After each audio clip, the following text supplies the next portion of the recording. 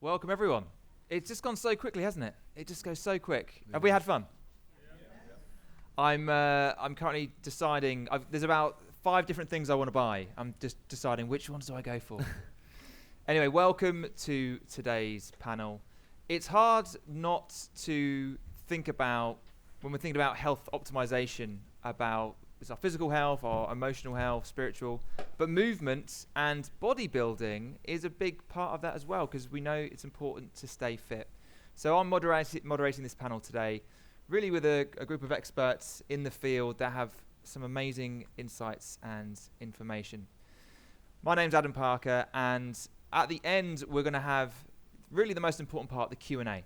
Questions that you want to ask, and I think when you ask those questions we all learn, so definitely stick your hand up and ask those questions. Our panelists today are Chris Gethin, Dr. Dominic Nischwitz, and Justin Maguire. Round of applause for our panelists. So I'd like to start off, just go around introducing yourselves to set the scene. So Chris, over to you. Yeah, my name is Chris Gethin. I'm the co-founder of Caged Supplements and the Chris Gethin Gyms franchise and Chris Gethin Coaching.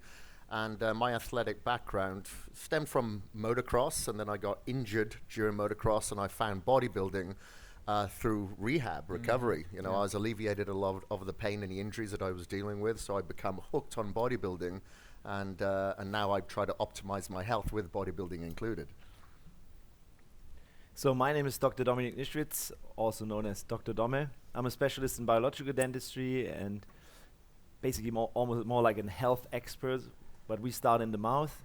I'm also very fascinated by bodybuilding, and it was kind of my athletic background was skateboarding. I wanted to become a professional skater there.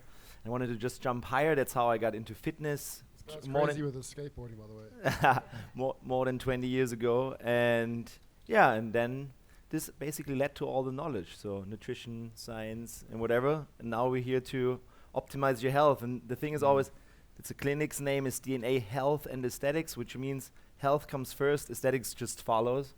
And yeah, I hope I can give you some insights for optimizing health and bodybuilding. Justin. Well, I'm Dominic's younger. Is it on?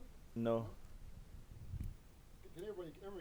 Can you hear me? Yeah, now it's on. Okay. I'm Dominic's younger spirit brother, so we have a kindred love and passion for just looking good. I think you do as well, Chris. I think a little bit of vanity involved. Nothing wrong with a healthy vanity, healthy ego. I was a bodybuilder when I was younger, amateur bodybuilder. Enjoyed it. Came second at the Junior Universe, WPF, back in 2003. I think I won three national titles and 5 provincial titles back home.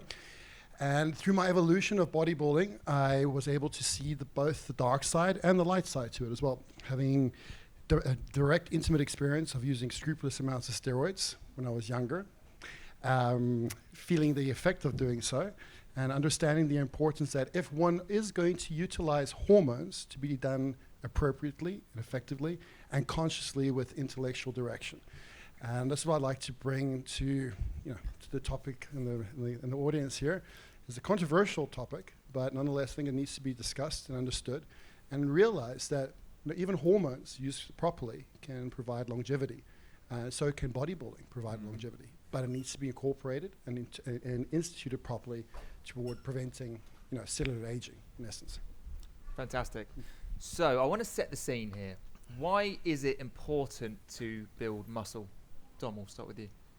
It's so besides the vanity reason and aesthetics, no, it's actually a longevity tool. I believe that muscle is a storage for your amino acids and proteins, especially later in life. It is building your metabolism. It helps with basically everything, uptake of nutrients, insulin sensitivity, hormones, neurotransmitter. So it's kind of like a protection mechanism and anti-aging. So I tell everybody in the audience always, or my patients, build as much muscle as possible, even as females actually. Naturally, whatever. Yeah, because when you're older, it's hard to do. So it's, again, investing in your optimal health. Also building the same as teeth are storage for your minerals, like as the bones are. So the storage place, is that correct? Yeah, exactly. Chris, your thoughts? Yeah, for sure. So, if you look at the blue zones, the places where they have a disproportionate amount of people that are centenarians, they study the people in Okinawa, and on average, when they've studied them, the elderly are standing and sitting at least 50 times a day from the floor. So that is an act of resistance training. It creates more bone density. You always hear about the elderly woman or the elderly guy, they slip over, they break a hip, and then they die like 2 months later. Yeah. Yes. So it actually helps improve, the bone density. And they've shown studies as well with people at older ages, they have better grip strength and better squat strength. So I think it's very important for everybody, not just people who want to get big pecs and six-pack abs. Everybody should be doing some form of resistance training, and we know that if you do get injured, the best way to rehab from that is through some form of resistance exercise. And if you do injure one side, you can unilaterally train the other side to help that opposite side recover quicker. And we spoke about saunas earlier. There are studies out there that show that you can prevent muscle wastage at an older age when you use hot thermogenesis. Oh, wow. I feel good. I've just recently got myself an infrared sauna, so that's good to know. Perfect. You're not going to wither Good away. investment. I know, right?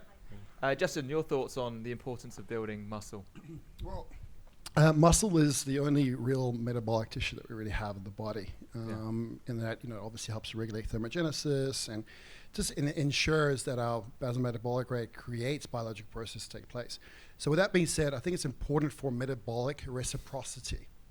In other words, the way in which we're able to have co-resonance take effect from hormones, from enzymes, from environmental stimulus, or the defense of environmental stimulus. Muscle plays a huge role. It gives you the opportunity to have a better state of overall psycho-neural immunity. Yes, sure. So we're all in the health space. We're all here because we've got a passion for it, right? We're doing hacks and all these different things. What do we think could actually be an interference when we're looking to gain muscle? Because sometimes we're doing so many different hacks and doing, going from A to B. Something might actually be hindering our ability to build muscle. So what could those be? And actually, there might be things that we don't even realize. Chris, we'll start with you. It's usually doing too much. Okay. A lot of the clients that I work with, a lot of them are very ambitious. They really want to build muscle, and obviously with the the inclusion of Instagram now, people want that quick fix. They look at some guy lifting 800 pounds like, I want to do that next week. So, and when they feel that they're not getting there quick enough, they're like, I'm going to train extra. I'm going to do more. I'm going to do more hours. So a lot of it is training too much. It's overtraining. And a lot of people that are very ambitious or, people who want to become professional athletes, or even some that are professional, just usually do too much, especially when you look at the burden of stress that we have in our environment today. If you're living in a city and you have that background noise, even though you may not be conscious of it, that can raise your cortisol levels, and obviously the exposure to the lights, the EMF, everything that we're exposed to today does burden us to a certain degree. And that's why it's good to have these trackables that you can track it, your HRV, your sleep data, to ensure, okay, maybe I should back it up. I'm a shift worker, my HRV is tanked. Maybe tomorrow I should take that extra day off, and instead of doing 6 days a week, maybe I should bring it down to 5. And as opposed to 2 hours in the gym, I wonder why I'm looking the same as I was last year. Maybe you should bring it down to an hour. Do you know what, for me, I have to give myself that permission, because I'm like, I want to get back in, but I know I need to not just rest and relax. And for me, it can be a mental challenge as well. But it's great that we do need to have downtime and take it easy. Yeah. What are your thoughts? Yeah, basically you can just take it from there. It's the concept of stress, chronic stress, overdoing it. And I'm no exception. He knows that I would be the guy who's like, okay, you do 100%, I do 150. Probably just would overwork it. It's just the high achiever type of scenario. But as you guys know, my profession is health starting in your mouth. And what might be holding you back, and you don't even realize it, is stuff that is in your mouth, triggering stress 24/7, raising your cortisol level. And if you have a high cortisol ongoingly, what happens is that it affects your sexual hormones. And all of you know, for massive gains, and being shredded, you need high testosterone and not high cortisol. So maybe if you do everything correct already, you have the perfect nutrition, perfect regimen, you rest enough. Again, like I said yesterday, but you still feel like shit and there are no gains. Maybe there are some splinters in your mouth, like root canals, the cavitations, the metals.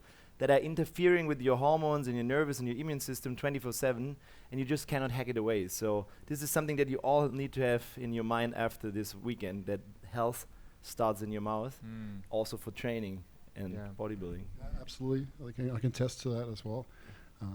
Definitely after our surveys, a couple of things have come up, and by changing a few things, performance came back into question. So Dom's 100% right. Health is definitely systematic, and we need to approach it with a holistic opportunity or viewpoint. I would say the biggest contributing factor to a compromised ability to be able to grow muscle is the emphasis of old methodologies or thought processes into blood, sweat, and tears, and not enough emphasis into how to maximize recovery. It's all about maximizing performance, but what about maximizing recovery? I think that's where a lot of the emphasis needs to be put into, and a lot of the money needs to be invested into, rather than focusing on how much more weight you can lift or how much more of a higher your heart rate you can get your variables to, and how much more energy you can burn. Focus on how well you're recovering, because that's where the anabolism occurs. Guys, just remember, when you train, it's an essence of controlled catabolism. So you're trying to create an environment for the body to respond, and in its response, grow muscle. So you need to nurture that, and you've got to encourage that, which means you have to direct it in the right direction. Yes. I kind of think fitness and health, it's a lifelong journey. My body reacts completely differently in my late 30s to when it did in my 20s. I'm adapting, I'm evolving. It's a never-ending journey, I find. We're all here, we're into the biohacking space. I'm sure there are definitely biohacks that can help us leverage and build more muscle that we may not have heard of, we may have heard of. In your guys' opinion, what kind of traditional biohacks or new and innovative biohacks would you say, hey, have a look at this to help you build more muscle? Justin, we'll start with you. Well, mine's very controversial. Oh, I love this. Let's go. Double the dose. Double the dose. If you think about contraction and biomechanics, it's all about force reception and the response to that force reception. In other words, if you want a muscle to grow, you want that muscle to contract. You don't want other muscles that are helping that muscle's contraction cycle to take over. Okay. Now, in order to ensure that, we need balanced hemispherical asymmetry to go on in the brain. In other words, the left and the right lobes of the brain to be able to interact with each other in an appropriate manner. By improving on tryptamine receptor activity, you're able to better modulate excessive dopamine toxicity or the likelihood of dopamine toxicity to the point where you regulate your dopamine drive to enable better proprioceptive control of your muscles. In other words, if you want to have better structural balance, that gives you the opportunity to contract your muscle in a more balanced fashion, enabling better muscle growth, facilitate tryptamine receptor activity. And my go-to for that is a little bit again, it's controversial, and it is illegal in this country, but not where I am, is the use of psilocybin in certain scenarios. For those who are here and you can't get a hold of that, look to ways in which you can modulate your serotonin production through augmenting hydroxytryptophan enzyme activity by ensuring that your vitamin D status is well balanced and your mineral status, in addition to your vitamin D status, is well balanced to enable tryptophan to produce serotonin to engage those same receptors. But if you're in South Africa, hit me up and I'll help you out with some psilocybin. It's absolutely, yeah. And I'm a big advocate of, look, macrodosing is fantastic to be able to rewire the default mode network. Just to give an insight of what that is, trauma creates scarring, and particularly in the brain because of inflammation. Same as if you would have a scar tissue build up around a joint area or in a muscle, it creates a different piezoelectric response. And the same thing happens in the hippocampus. So by utilizing things such as LSD or psilocybin, amongst many other psychedelic aids, what it does, it creates momentary aspects of hypoxia to rewire that scarring so that the scar doesn't create a negative response back to the brain and enabling the body to get over the trauma or the brain to get over that sense of trauma, moving past it. But the microdosing has more of a peripheral effect because of its, particularly with psilocybin, because it has a phosphate donor. And in that, as it has a phosphate donor, it helps to neutralize any excessive free radicals because it helps to balance out purine metabolism, which is a whole other subject. I'm not going to bore everybody with that one. You've just created a new rabbit hole for me, Justin, to go down. So that'll be 2 hours. Psychedelics for muscle growth is something that's not explored, and I can guarantee you, if people were to look more into it, you also realize for those who are struggling with weight, obesity, and diabetes, there are a lot of studies that are coming out in the association that psilocybin has in sensitizing leptin. Wow. Okay. Interesting stuff. Dom. Yeah, what was the question? Oh, yeah. So, sorry, like, mate. what is sorry, big bro. But all good, bro. Any kidding. biohacks or hacks that you use in terms to gain muscle?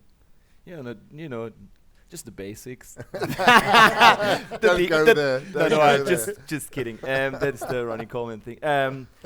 For me, it's definitely all the basics. So it all starts with nutrition, in my opinion. So there is no special super hack when you don't cover the basics. Tim said it yesterday. The nutrition needs to be on point, thinking in nutrients. You can do it as a vegan, as a ketogenic guy, whatever. Just need to have the balance. And then obviously, I'm doing quite the same thing as him. Like always look into neurotransmitters. That helped me as a kid when I was depressed with 21 and crashed. Took me 3 years to find that. That basically I'm a dopamine dominant person having a lack of it, just a depletion. Everybody should check out the Braverman assessment.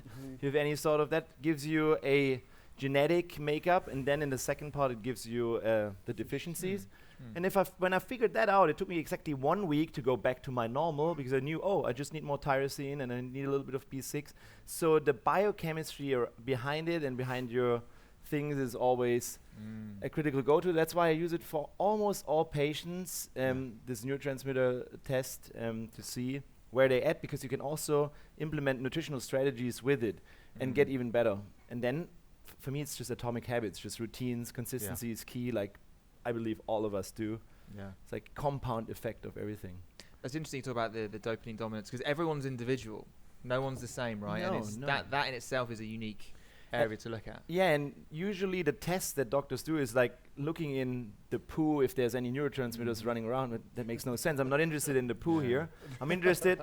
It's almost all the neurotransmitters are produced in your gut, right? Yeah. And only 5% will reach your brain, and that's the way you act. And this specific test is just a questionnaire with true and false answers, and you just basically add them up, and you see in a B part, oh wow, my level is I have a number above 5, so I'm depressed because of it.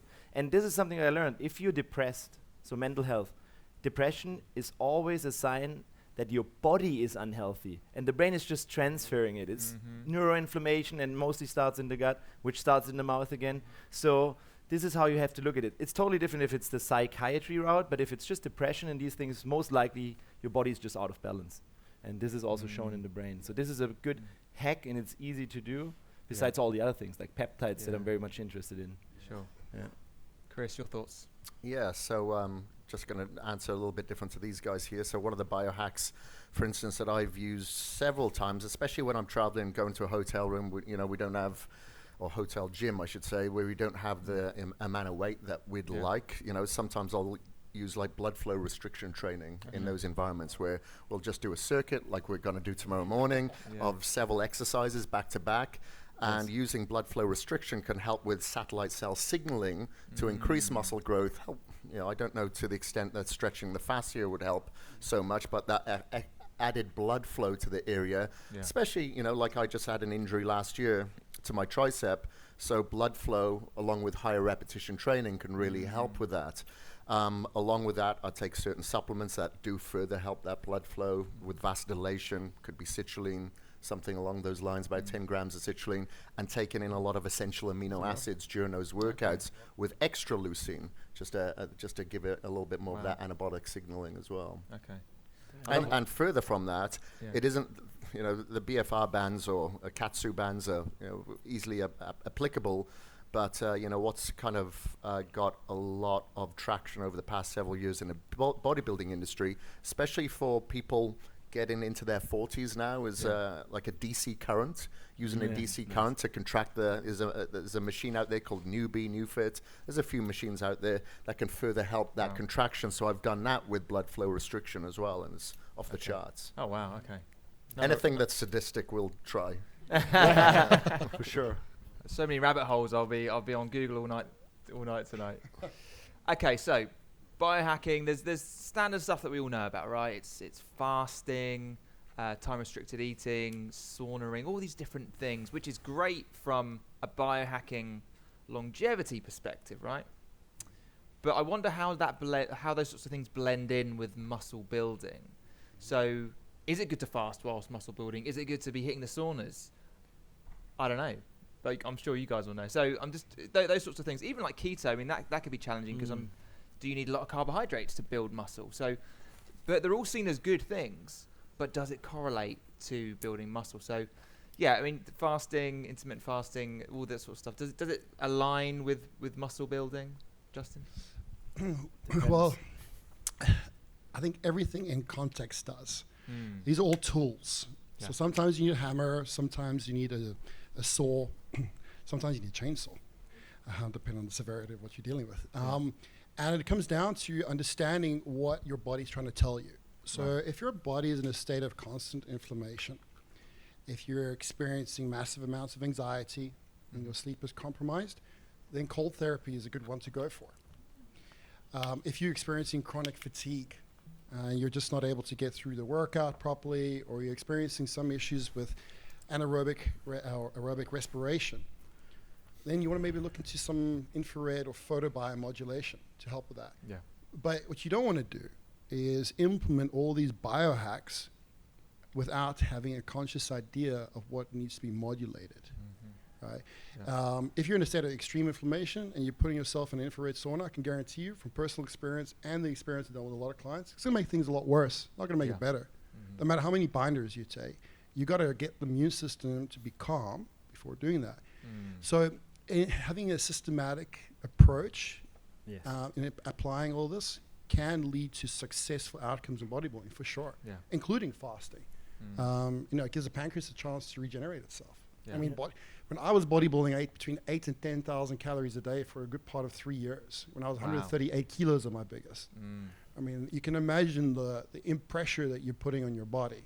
Yeah. So if I had known more about fasting, in my younger days, I don't know, I was a bit hot-headed. I don't think I would have listened to myself then. I may have saved myself a lot of gastrointestinal distress, which was a constant feature, let alone brain fog that came along with it as well. And you get the increase in human growth hormone whilst you fast, which I'm sure has an onward effect in building muscle, I assume. Absolutely.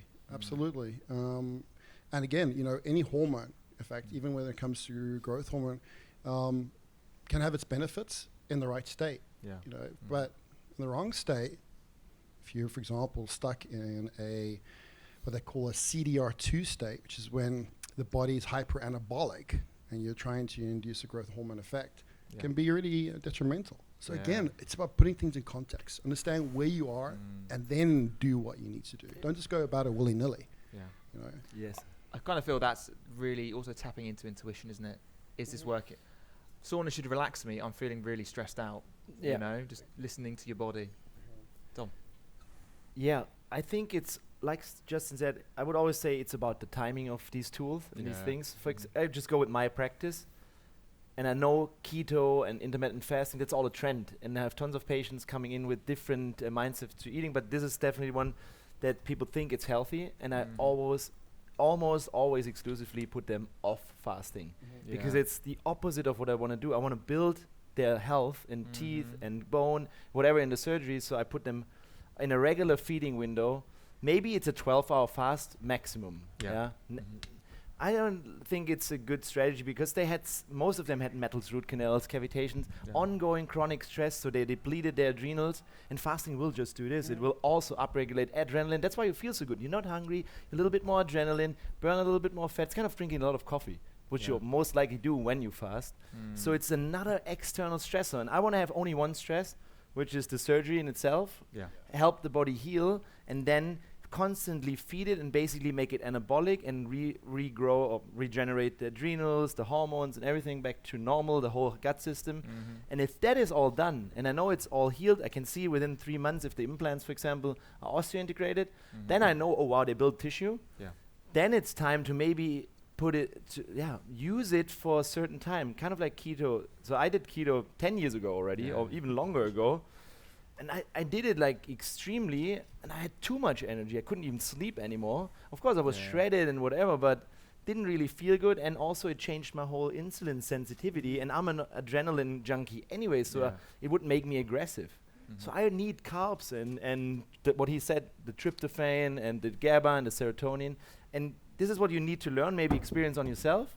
So just with the feedback, you need to know a lot to do a little, and then it's always very individual. That's what we always do. I individualize all the nutrition, everything right after surgery, because then I know.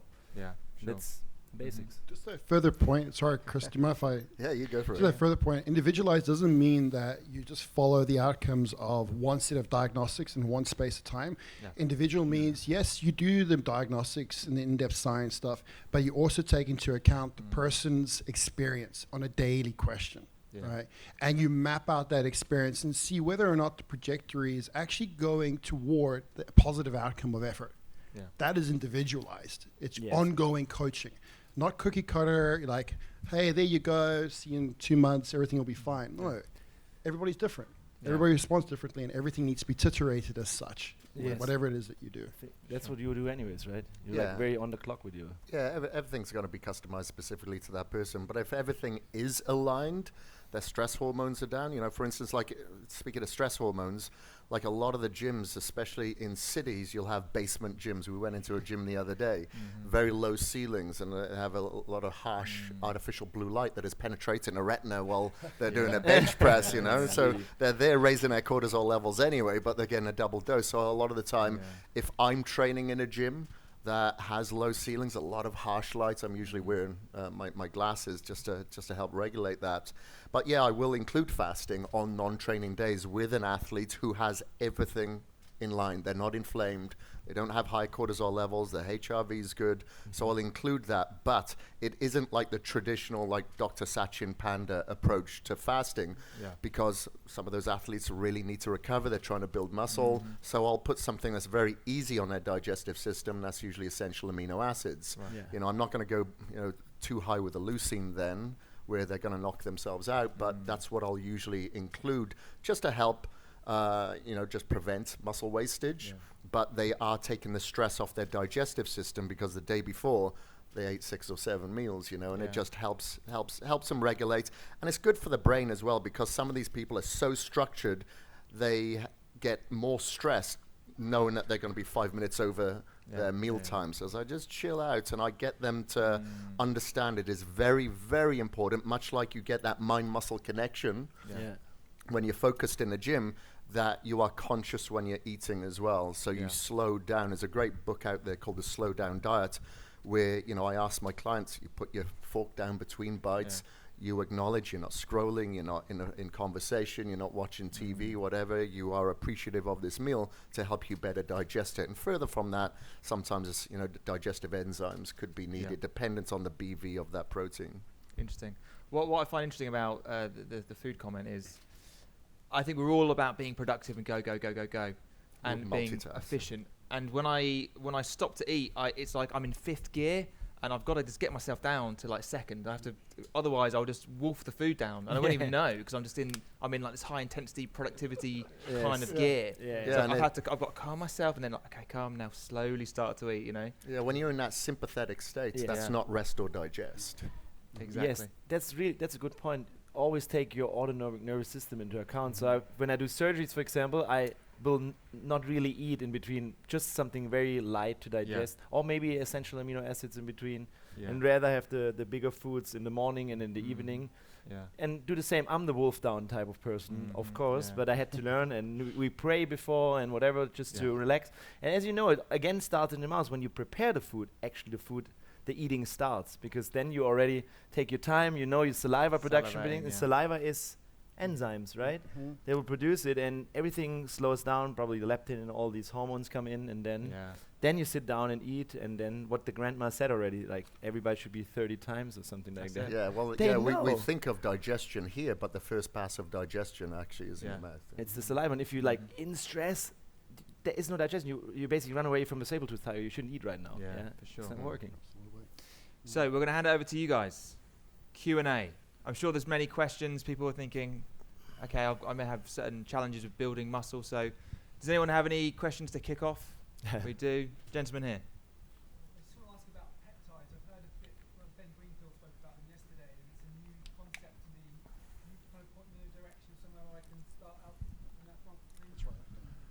Well, if it's for like testosterone, you're going to be looking at there's 3 probably peptides that you'd be looking at. But what's your specific goal with the peptide?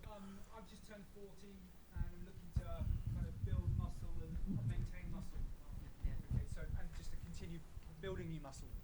Okay, all right. So there's 3 peptides that I'm thinking of. I don't know what you'd think of, but gonadotropin, is that releasing hormone? Yeah, that's it. There's ipamorelin, and there's some ceremomerol. God, I can never pronounce it. Yeah, that's it. So those are the 3 that I know that will help optimize testosterone levels from a peptide standpoint.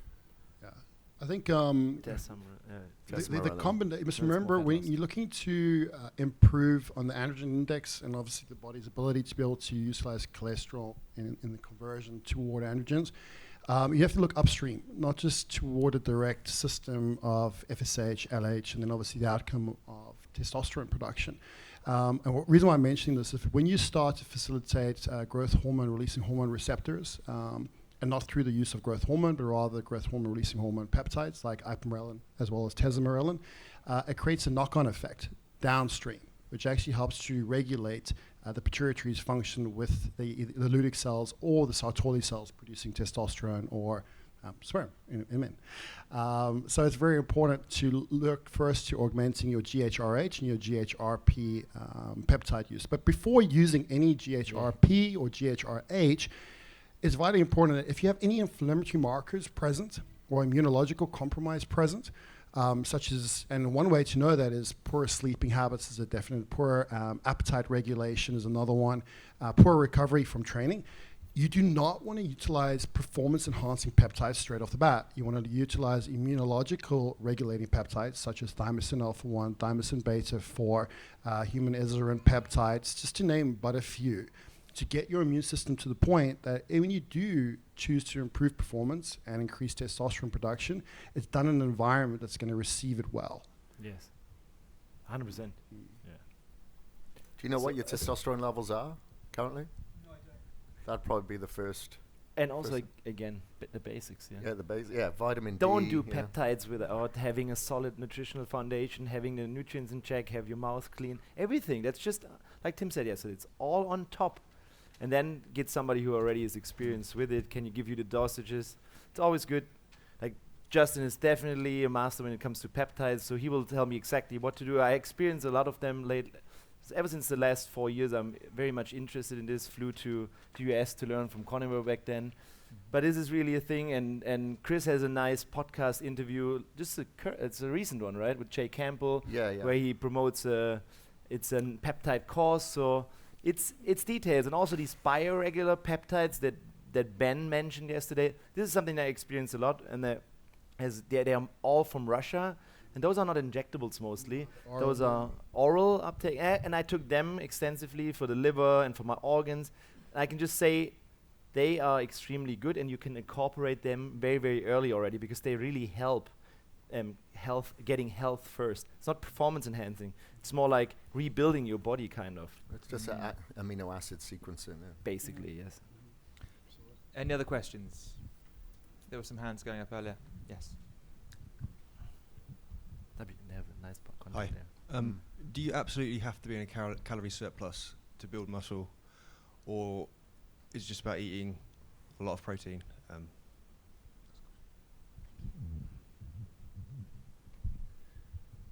Take Go it. for it, brother. Here we go, if it fits your macros, right? Firstly, the human body is not an economy. In other words, we do not work on economical principles of in and out. Food is biochemicals that create a regulatory outcome to physiological processes in the body. So that being said, you can have food with a very low caloric density, but a very high biochemical impact or ability to, or opportunity of co-resonance to take positive effect to create massive amounts of anabolism, and that's very probable. So again, this goes back to the old paradigm where we used to focus on, more is better, or blood, sweat, and tears. And it's just erroneous. It is because although you may, the big mass era, make a giant era, you can give it a lot of size, a lot of gains, but is it sustainable? And what happens 10 years later? What happens to the density of the bone structures 10 years later? What happens to the immune system 10 years later? I've had a lot of friends in the bodybuilding circles that went along that paradigm, consuming excessive amount of calories, putting their bodies through a huge amount of stress. And I've lost 3 of them, 2 of them to kidney failure, and another one to a heart attack. And they're my age, I'm 36. So you gotta ask yourself, when you want to build muscle, you wanna go into bodybuilding, what are you doing it for? Are you doing it to become a fresher bodybuilder? And that's fine. If you wanna do that, go ahead, but rather approach it the same way in which Dexter Jackson did, which I met multiple times during my career. And if you ever have a chance to speak to the legend, you'll have an understanding that less is very much so more. And it's just about being calculated and understanding how to do that. Who was it, Dexter Jackson? Oh, nice. Yeah. He did it for a long time. Well, he's my opinion, the best. Yeah, I would say it's what you said is think in nutrients instead of calories. That's also what I teach. Like, what is your body really getting from the nutrients? And this is also, again, very individual. You can take into account your blood type. You can see your digestion, all these things. Yeah. And then sometimes if you calculate calories, sometimes I think I eat very, very little calories, but it's such a big amount of food still, and tons of nutrients that that will really help then. And I've been everywhere. Like I also eat the first thing I did was read a Flex magazine, and there was eat 3,000 calories, and I didn't even know what a calorie was 20 years ago, and just looked at the package of noodles, and noodles have a lot of calories, so I will just eat that. And I'm very, let's say, bland guy, so I just ate noodles and tuna fish for 1 year straight, gained 20 kilograms. Not all healthy, probably, but it worked. So the quality, it's more about do you want to have quality or quantity? And I believe you can have that by less calories, right? Yeah, for sure. And I was going to say, like, the gentleman you mentioned, you're 40 years old. I was probably at my largest physically when I was about 43. So there's no reason why you can't pack on muscle then. But what I noticed, you're talking about food, like I was just eating any type of healthy food, macronutrients. I never counted calories, I just counted my macros.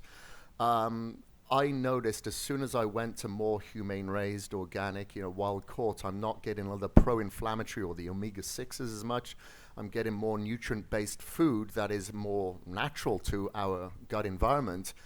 I was able to get away with much less, eating much less food, but in an environment I was able to grow much more because now I'm looking at the sources of the food. And again, mentioning before, focusing on recovery. I was training 6 days a week. I brought it down to 4 or 5 and put on more muscle with less calories. Yes, that's one thing I have to add to this. Because that's also something I realized over the years is that's in the food design concept. If don't lose health first. That's why I always say skip the core 4. No gluten, no dairy, no conventional dairy, not the raw A2, no sugar, no refined vegetable oils. And also, you have to take into account the digestion and the immune response, what you just said, costs you calories and energy. What about you get your food without needing too much calories to burn it in the first place and digest it, right? Absolutely. Yeah. I just want to blow your mind a bit as well in terms of understanding of human biophysics, let alone biochemistry and physiology. The energy in a cell, okay, if we were to take away our Newtonian ideas behind matter, and about, like, for example, a container being able to hold a certain volume of water. Take that away for a second. In the aspect of quantum, a human cell has 10,000 times more photon energy than the sun, one human cell. Think about that for a moment. So if you reckon, if you want to augment and shift your body toward building more muscle, ask yourself, is it not more important to focus on the management of how energy is directed and produced and also detoxified, rather than just the excessive consumption of the energy, considering the density of what one sort of your cells has in energy? Just food for thought. Yes. Well, I think that's it for time. I want to thank our guests or panelists for being on the stage today. Chris, Dom, and Justin, thank you very much. And thank you guys. That's it.